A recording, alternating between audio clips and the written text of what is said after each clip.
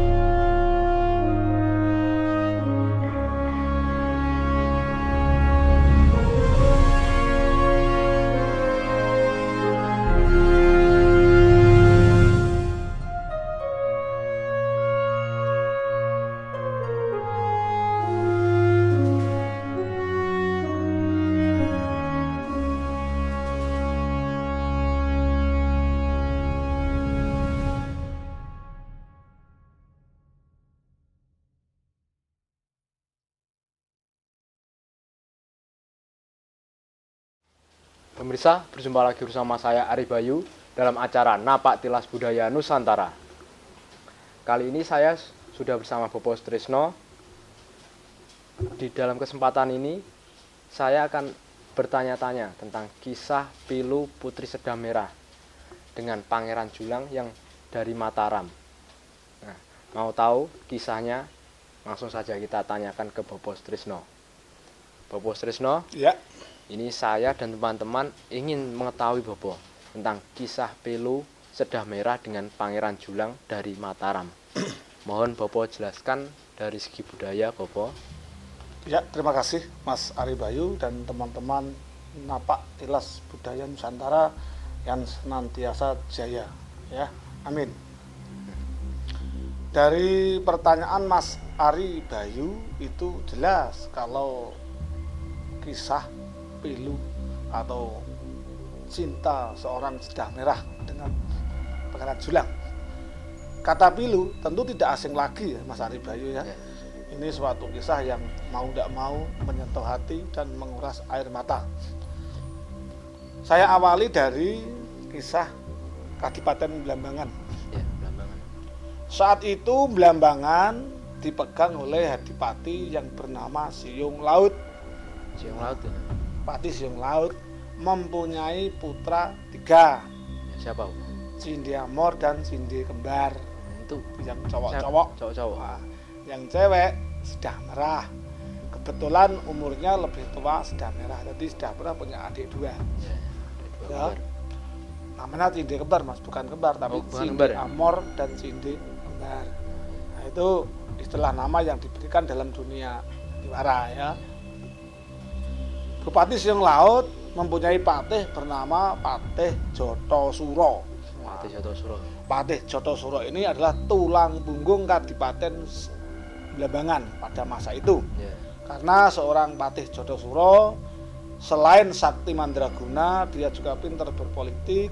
Dia betul-betul dibutuhkan keberadaannya oleh seorang Bupati Siung Laut yang ada di Blambangan. Dengan pangkat di bawah seorang Patih Jodosuro ada yang namanya Haryo Bendung. Haryo Bendung itu siapa? Nah, pangkat Di bawahnya. setara dengan Temenggung. Nah, di bawah seorang Patih. Lah, oleh Bupati Siung Laut hidup damai di Kadipaten Blambangan. Namun berkat masukan dari Patih Jodosuro hingga membuat keputusan seorang Bupati Siung Laut berubah 90 derajat. Nah, Putusannya apa itu, Bapak? Keputusannya kok bisa sampai berubah 90 ya, derajat? sebelum Patih Jodosuro memberikan masukan, seorang Bupati Siung Laut selalu setia tuhu manut bahwa seorang Blambangan adalah andahan Panembahan Senopati dari Mataram, ya. Karena Blambangan itu di bawah andahan atau di bawah naungan seorang Mataram yang dipimpin oleh Panembahan Senopati. Kalau dulu Pajang, ya, sekarang berubah menjadi Mataram.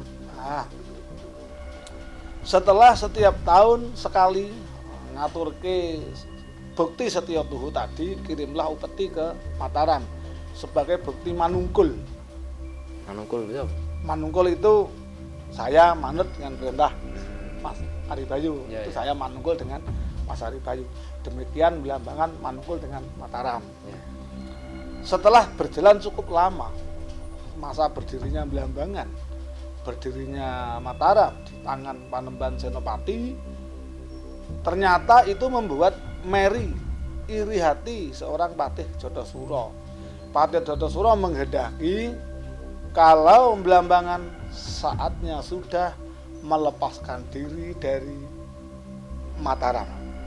Nah, alasannya cukup masuk akal bagi seorang Jodosuro. Satu, siapa Panembahan Senopati?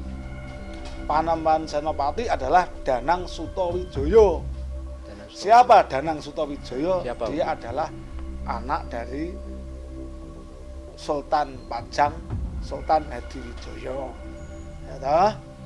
Namun dulu-dulunya adalah asuhan dari Pemanahan. Singkat cerita, Ya. dari bujukan seorang Patih Jodosuro dan menghendaki Blambangan lepas dari Mataram, seorang Bupati Siung Laut tanya, apa modal saya untuk berani ke Mataram?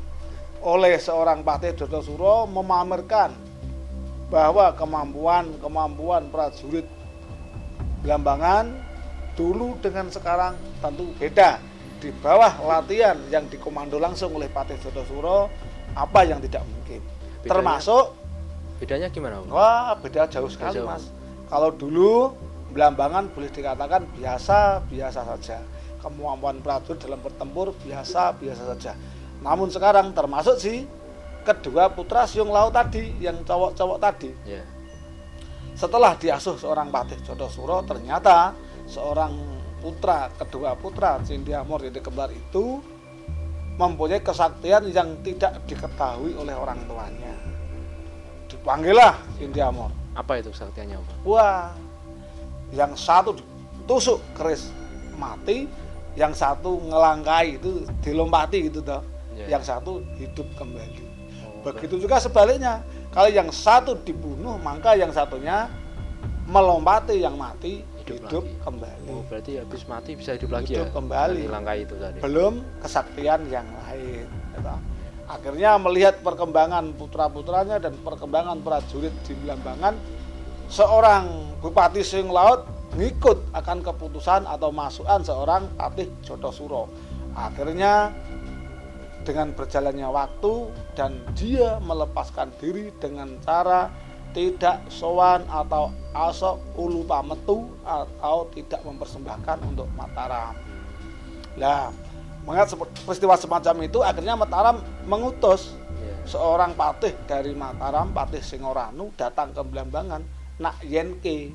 Nak Yenke itu apa? Nah, Nak Yenke itu adalah membuktikan kebenarannya ya atau tidak. Oh, iya, iya. Apa yang terjadi kok tidak sowan, gitu kan? Akhirnya seorang Patih Singoranu datang ke Blambangan, menanyai seorang Bupati Siung Laut, apa alasan Anda tidak sowan di Mataram, dan mengakui bahwa Mataram bukan layak dikiblat. Ya, karena Mataram dan Blambangan mulai hari ini akan memisahkan diri dari Mataram. Akhirnya setelah diingatkan tidak bisa, terjadilah pertarungan kecil antara sebagian panderek dari Mataram dan prajurit Blambangan. Mengingat takut banyak korban, akhirnya dari Mataram memilih mundur. Mundur pulang ke Mataram. Setelah sampai Mataram, Mas. Iya. Gitu?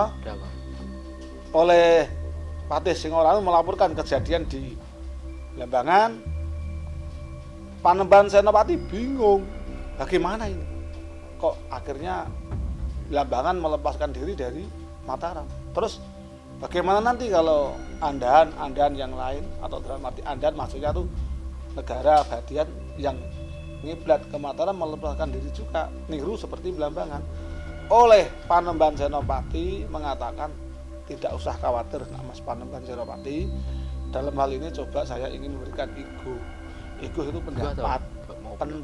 Ya.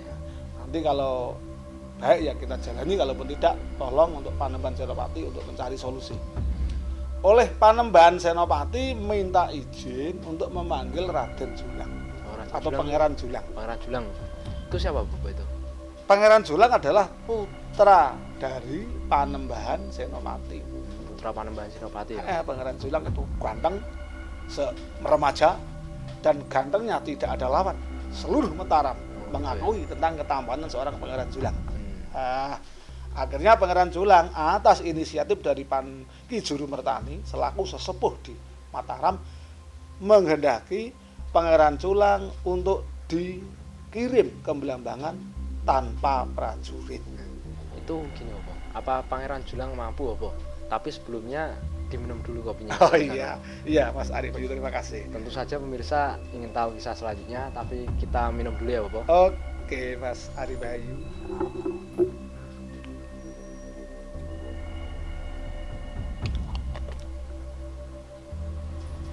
Enak apa kopinya? Wah, segar sekali, apalagi minum sama Mas Ari Bayu dan teman-teman Napak Tilas Budaya Nusantara dan yang hadir di studio pada kesempatan kali ini. Ini saya lanjut ya, mohon izin. Mas Ari Bayu, tentu Mas Ari Bayu juga teman-teman dan adik-adik yang ikut suasana di saat ini tanya atas usul Panembahan Senopati oleh Ki Juru Mertani, kok disuruh maju tanpa panderek, tanpa prajurit mengikuti seorang Pangeran Julang. Lah, dari Pangeran Julang sendiri yang ada ya sagu. Mampu gitu. Sagu, yang penting sagu dulu. Lah, sebelum berangkat disuruhlah mampir di rumah Ki Juru Mertani. Intinya Ki Juru Mertani mau berpesan secara pribadi tanpa diketahui orang lain. Bahkan Ki Juru Mertani sempat menjamin. Apa? Karena cemas, Panembahan Senopati kan cemas. Masa putranya berangkat sendirian ke Blambangan tanpa prajurit, sedangkan Singoranu tak membawa prajurit sebagai kalah. Nah, akhirnya sudah Panembahan Senopati mohon untuk menekroso. Menekroso itu, apa itu? Menekroso. Tidak usah terlalu berang, marah. Itulah untuk sementara serahkan ke saya. Itu kata Ki Juru Mertani. Setelah Pangeran Julang mampir di pondok atau singgahan tempat tinggal Ki Juru Mertani, oleh Ki Juru Mertani Pangeran Julang dinasihati secara rahasia tanpa diketahui orang lain. Isinya, nak Mas Julang, di Blambangan itu ada bunga mawar yang berbau wangi. Nah, terus bunga mawar yang berbau wangi, asalkan nak Mas Pangeran Julang bisa memetik bunga mawar yang harum baunya tadi, dan tangan sedikit kena duri tidak apa-apa kok. Itulah nanti yang membuat Blambangan akan berubuh. Berubuh itu dengan sendirinya akan kalah. Nah, memetik bunga mawar yang ada durinya, petiklah bunga mawar yang harum itu meskipun ada durinya. Dan oleh Ki Juru Mertani Pangeran Julang diberi bekal, Mas. Apa? Satu, keris. Dan keris itu tidak boleh dicabut, cukup dipakai saja. Walaupun kepepet sekalipun tidak boleh dicabut. Karena keris itu bukan untuk membunuh orang, namun aura daya kekuatan keris itu akan selalu memberikan perlindungan kepada seorang Pangeran Julang, tentu atas izin yang maha kuasa, ya. Cuma dibawa tok gitu Ya dipegang seperti saya ini. ya. Itu kan auranya nanti katakanlah diberi keselamatan, tentu itu dari izin Tuhan yang maha kuasa, ya. Dan diberi doa pengasihan, Mas. Kalau pengasihan itu lain dengan pelet, Mas. Apa bedanya? Kalau pelet itu digunakan untuk menarik wanita, baik itu diperistri maupun tidak, baik itu ditolak wanita atau tidak, itu dipelet namanya. Kalau pengasihan membuat orang lain menyukai saya. Misalnya aku pakai pengasihan, orang menyukai saya dan orang lain yang membenci saya hilang, kebencian itu hilang, yang ada adalah jadi suka gitu. Nah, jadi seakan-akan mbolo. Kalau lanang ya mbolo, kalau cewek ya ada rasa simpati, namun tidak pelet. Ini perlu diketahui rekan-rekan dan teman-teman kelas budaya antara perbedaan pelet dan pengasihan. Dan itu kita gunakan untuk hal yang baik bagi juru mertani. Berangkatlah Julang, tidak boleh noleh, madep, mantep, gitu loh istilahnya. Tidak boleh berpikir yang negatif. Sesampainya Pangeran Julang di Belambangan, ternyata kesasar, Mas. Kesasar gimana maksudnya? Kesasar bukan di pendopo Belambangan, ternyata namun di taman tempat khusus wanita cantik, termasuk Sedah Merah. Sedah Merah itu siapa itu? Biasa tadi saya sampaikan di atas atau di depan, kalau Sedah Merah adalah anak seorang bupati dari Belambangan. Sesampai situ mungkin Julang meyakini ini mungkin kehendak Tuhan yang Maha Kuasa, saya harus sampai sini. Akhirnya dia tanya sama para emban, maaf emban, ini mana? Loh, kamu kok berani masuk ke sini? Siapa kamu? Saya Pangeran Julang. Akhirnya emban tadi lapor ke Sedah Merah kalau ada tamu tidak diundang. Datanglah Sedah Merah. Kebetulan dia ikut di situ, namun agak jauh. Siapa kamu? Anak tampan. Nah, ini langsung bilang anak tampan kan. Sedah Merah langsung bilang anak tampan. Mungkin aura tadi masuk semua ya. Aku Pangeran Julang dari Mataram. Langsung tabut besok. Hei, kamu anak musuh. Pergi kau. Atau aku bunuh kau. Sedah Merah. Oleh Pangeran Julang, monggo kalau memang kematian saya membuat hatimu lega. Ini jawaban seorang Pangeran Julang. Enggak dilawan ya? Oh, enggak, Mas. Malah menyerahkan apa adanya. Loh, kamu enggak ngelawan saya. Seperti orang tuamu bermusuhan dengan orang tua saya. Gini loh. Bermusuhan silahkan, kan orang tuamu dan orang tua saya. Kalau saya kok bermusuhan dengan kamu, ngapain? Mendingan kita rukun, kita baik-baik, syukur-syukur, kita sambil senyum-senyum. Apa maksudmu? Maksud saya, jikalau kan boleh kembali tahun dulu si Sedah Merah. Iya, katakan apa maumu. Jikalau saya berhasil atau kamu mau, kalaupun tidak mau ya saya nolak, tidak saya tolak, tidak apa-apa, ya toh? Kalau kita dijodohkan oleh Tuhan yang Maha Kuasa, kita menjadi keluarga, tentu orang tuamu dan orang tua saya pasti rukun. Yang mulanya selalu bertarung, bermusuhan, pasti rukun. Masa bisa tukaran kan tidak mungkin. Oleh jawaban Sedah Merah, kok masuk akal ya? Kok masuk akal ya? Kalaupun kamu saya bunuh, kok eman saya ya? Cowok seganteng kamu kok saya bunuh. Akhirnya mereka saling menyadari kalau ada rasa saling simpati, gitu. Saling simpati itu sampai biasalah istilahnya antara Sedah Merah dan Pangeran Julang sudah tidak ada lagi ewoh lan pakewoh, rikuh tidak ada, sama-sama seperti lem kayak perangko. Datanglah adiknya, Cindy Amor dan Cindy Kembar tadi. Lalu oleh mereka mengetahui pembicaraan kalau itu Pangeran Julang, langsung ditangkap. Langsung tangkap apa? Pangeran Julangnya. Langsung ditangkap tanpa basa-basi dan Pangeran Julang tidak melawan. Nah, setelah ditangkap, datanglah Romone, yaitu Bupati Siung Laut bersama Patih Jodosuro. Oleh Bupati Siung Laut Ya. tahu itu anaknya lawan, swabut terus mau dibunuh. Nah, Jotosuro juga menyarankan untuk dibunuh. Tujuannya biar Panembahan Senopati ngenes hatinya, nanti mati dengan sendirinya. Namun begitu, Sedah Merah usul. Usul gimana? Usulnya ya nanti pas pasti ingin ya, Ya, tertembak ingin ekspresi. tahu, ya. Nah, usul dari Sedah Merah. Maaf Romo, saya tidak setuju atas tindakan Paman Patih Jotosuro. Kalau dibunuh, kok enak mendingan kita masukkan ke penjara. Kalau pagi disiksa, dijemur di panasan, kalau malam disiram es kalau dingin. Nah, itu usulnya Sedah Merah. Nah, Julang, loh, gimana ini saya? Sedah Merah, tega ya kamu, diam kamu. Nah, itu pikirnya seorang Julang. Ya serius. Terus setelah di penjara, kunci penjara ya yang bawa ya jangan sembarangan orang. Nah, Ya, Pak. oleh usul Sedah Merah, kunci Pakunjaran atau penjara tadi dititipkan ke Patih Jotosuro.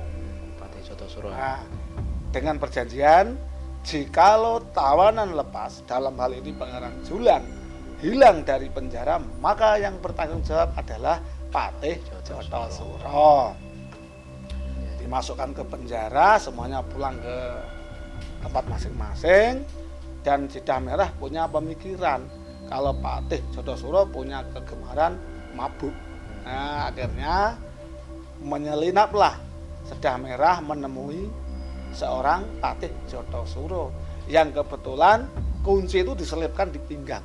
Nah, dikasihlah toa, mabuk, Sedah Merah pura-pura simpati atau naksir sama pamannya Jotosuro. Setelah mabuk, diambillah kunci itu, mengeluarkan Pangeran Julang dari penjara dan lari meninggalkan Blambangan. Nah, setelah Pangeran Julang meninggalkan bersama Sedah Merah, datanglah prajurit dan Raden Jendamur Cindi Kembar, putra dari Blambangan, melihat penjara kosong, lalu dibangunkan seorang Patih Jotosuro dan didatangkan seorang Bupati Siung Laut, tahu kalau Pangeran Julang meninggalkan Blambangan atau penjara Blambangan. Lalu siapa yang bertanggung jawab? Terpaksa seorang Jotosuro bertanggung jawab secara mau ataupun tidak. Akhirnya disuruhlah semua prajurit mengejar Pangeran Julang bersama Sedah Merah, lalu tertangkaplah di luar, atau terjangkau, bukan tertangkap aja, terkejarlah sampai di luar Blambangan. Berarti itu kepergian Sedah Merah itu diketahui oleh, Akhirnya diketahui, diketahui. dikejar. Setelah itu perang, Pangeran Julang baru mau berperang, itu tadi kan masih mengalah terus. Dan di saat Pangeran Julang membunuh salah satu di antara saudara dari Sedah Merah tadi, akhirnya satu mati, dilompati hidup, dan dilompati lagi, begitu seterusnya. Hidup terus Bapak? Hidup terus. Akhirnya larilah Pangeran Julang dan ketemu sama Ki Juru Mertani. Oleh Ki Juru Mertani menceritakan tentang pewayangan. Kalau dulu semacam itu bisa mati kalau dibenturkan kepala satu dengan yang lain. Akhirnya maju lagi dan terjadilah perang, dikeroyok dua. Kedua Raden atau putra Bupati Blambangan tadi mengeroyok Pangeran Julang, ditangkaplah kepala dan dibenturkan, kedua-duanya mati. Nah, setelah itu Pangeran Julang diminta pulang dan seorang Jotosuro dengan lantang meminta kepada Panembahan Senopati di Mataram kalau minta kembali seorang Sedah Merah.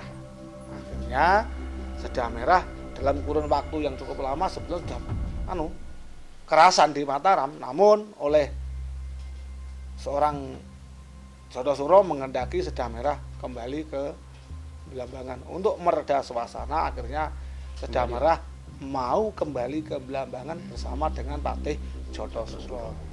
Di perjalanan, ada apa Bapak?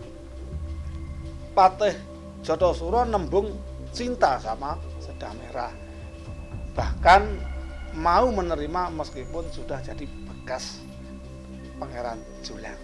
Akhirnya di saat posisi Sedah Merah di antara memilih dan melepaskan seorang Pangeran Jolang, saat mendekat Patih Jothosuro diambillah keris Patih Jothosuro dan digunakan untuk bunuh diri.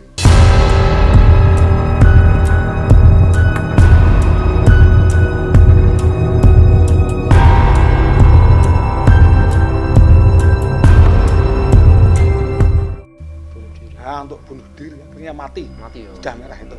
Datanglah orang tuanya, bahkan orang tua itu menuduh kalau kematian seorang Sedah Merah dari tangan seorang Patih Jothosuro, padahal janji dari Bupati Siung Laut kalau berhasil membawa pulang Sedah Merah, toh nanti akhirnya akan dikawinkan dengan Jothosuro.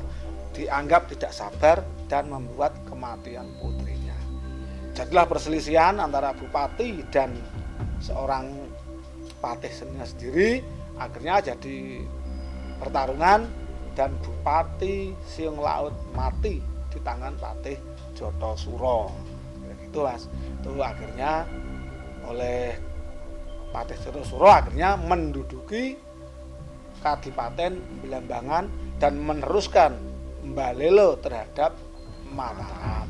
Lah, sekarang peran seorang Haryo Bentung. Apa itu apa peran? Nah, Haryo Bentung itu sebetulnya kan orang Mataram yang ditanam di Blambangan untuk mengetahui sejauh mana toh kejadian di Blambangan. Namun tidak diketahui oleh seorang siapapun punggawa di Blambangan. Istilahnya telik sandi gitu. Ya. Lah, oleh Patih Jothosuro di saat dia bingung, Sedah Merah sudah tidak ada, dia menggunakan kekuasaannya, tahu kalau istri Bentung juga cantik, bernama Sriani, gitu. Akhirnya oleh Patih Jothosuro, Haryo Bentung diangkat sebagai patih, namun sebagai syarat istri dari Haryo Bentung diminta oleh Patih Jothosuro. Gitu. Terus Haryo Bentung gimana kok? Ya dia mau tidak mau menyerahkan kepada Patih Jothosuro. Secara otomatis itu karena takut dengan atasannya. Lah, di saat itulah Mas, ternyata istri dari Haryo Bentung juga tidak mau. Akhirnya dikejar-kejarlah dan dia itu sampai di luar kadipaten dan akhirnya oleh Haryo Bentung menjebak Patih Jothosuro menggunakan istrinya. Ya toh, dijebaklah, dibuatkanlah jurang terlebih dahulu yang di situ dipasang bambu yang diruncingi, yang ditutupi dengan dedaunan. Nah, setelah Sriani melintas itu dan tanpa sepengetahuan Jothosuro, dia mengejar. Akhirnya terjeburlah Patih Jothosuro ke dalam lubangan yang dipersiapkan oleh Haryo Bentung. Saat itu Blambangan kembali damai dan Haryo Bentung menyampaikan tentang terjadian di Blambangan itu semua bukan niat dari Bupati Siung Laut, tapi melalui bujukan Patih Jothosuro. Akhirnya kisah Jothosuro mati itu. Mati itu, setelah itu mati. Ya dibilang tadi untuk kisah pilu cinta seorang putri Sedah Merah dengan Pangeran Jolang, putri Panembahan Senopati dari Mataram. Tentunya secara pribadi saya minta maaf pada pemirsa Napak Tilas Budaya Nusantara jikalau penyampaian saya, cerita saya ada yang salah. Saya mohon maaf yang sebesar-besarnya. Jikalau pula kalau ada versi lain tidak sama yang saya sampaikan kepada Mas Ari Bayu, saya mohon maaf karena lain orang, lain versi, dan saya yakin versi saya belum tentu benar dan versi orang lain saya yakin belum tentu salah. Yang penting perbedaan tidak dijadikan permasalahan, namun menjadikan salah satu pembelajaran bersama. Demikian Mas Ari Bayu. Terima kasih ya Bapak atas kisahnya tadi, mudah-mudahan bisa bermanfaat. Itu tadi pemirsa, kisah yang diceritakan Bopo, mudah-mudahan bisa bermanfaat. Apabila ada salah-salah kata, kami mohon maaf. Tetap ikuti video-video kita di Salam Napak Tilas Budaya Nusantara. Diminum dulu kopinya, Bopo. Iya.